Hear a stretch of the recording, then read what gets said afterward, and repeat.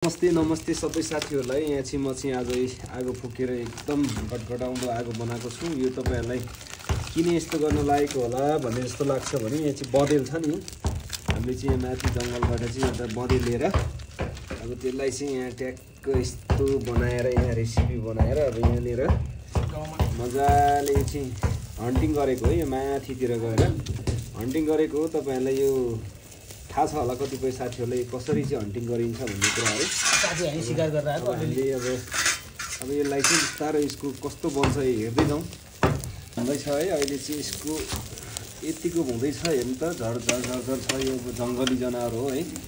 खास अब यसलाई चाहिँ हन्टिङ गर्न मिल्दैन। यो कानुनी रूपमा चाहिँ अब यो अवैध हुन्छ है। त्यो भएर यसलाई चाहिँ अब मिलाएर बुझ्नु न तपाईहरुले, मिलाएर है। यो पानी पनि परेको कारण चाहिँ अब यसलाई बिस्तारो अब कति सिल हुन्छ थाहा छैन। अब मान्छे छैन खाने चाहिँ है। अब खाने चाहिँ मान्छे छैन खास। यो म र एकजना दाइ हुनुहुन्छ यहाँ है। यसलाई बिस्तारै हेर्दै जानुहोस्। अहिले लास्टसम्म यसको कस्तो बन्छ भन्ने कुरा तपाईहरुलाई म देखाउँदै जान्छु। ल हेर्नु ल हेर्नु झरझर्ती भइसक्यो त झरझर्ती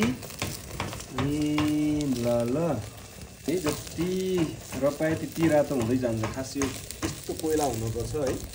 खास यो धुवा छैन। धुवा भयो भने चाहिँ हुँदैन। धुवा भए पनि यसको बोसोले गर्दा पकालिन्छ होइन, पग्लिँदै जान्छ। त्यो भएर खासै फरक पर्दैन धुवामा गर्दा पनि। त्यस्तो धुवाहरू छैन, धुवा धुलोहरू छैन। हेल्दी नै हुन्छ। हेल्दी तरिकाले नै बनाएको हो यो, आफैले बनाएको है। यसलाई चाहिँ बिहानै चाहिँ भिजाएर टक्क बनाएको छु। भिजाएर मरमसला राखेर ठक्क यसमा चाहिँ जमाएर फ्रिजमा राखेर ट्याक्क यो मरमसला नुनहरू सबै हालेको हो है।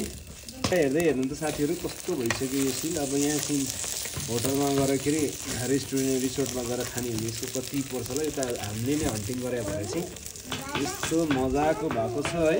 हेर्दै जानुहोस् अहिले अन्तिमसम्म यसको कस्तो परिकार बन्छ भने तपाईँलाई म त्यसरी जान्छु है। लगभग भइसक्यो साथीहरू। ल निकाल्नु सर निकाल्नु यसलाई। अब यसलाई यसरी ल हेर्नुहोस् ल, एक सिल दुई सिल है।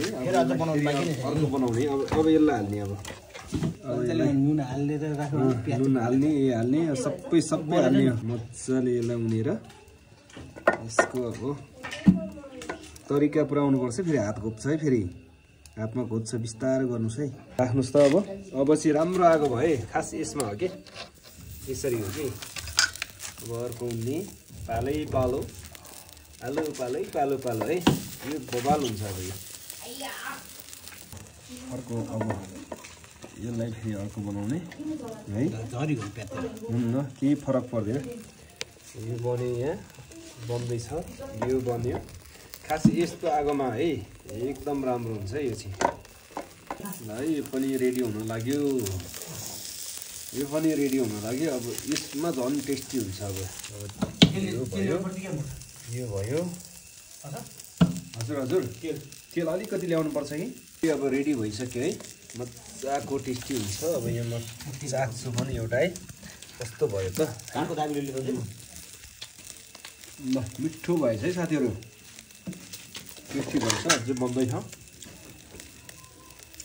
बनाउने खाने कार्यक्रम भइरहेछ।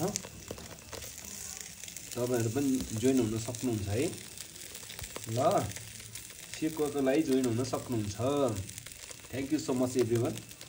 लाइभलाई चाहिँ ट्याक्क तपाईँहरूले सब्सक्राइब पनि गर्दै गर्नु होला च्यानललाई है। धन्यवाद।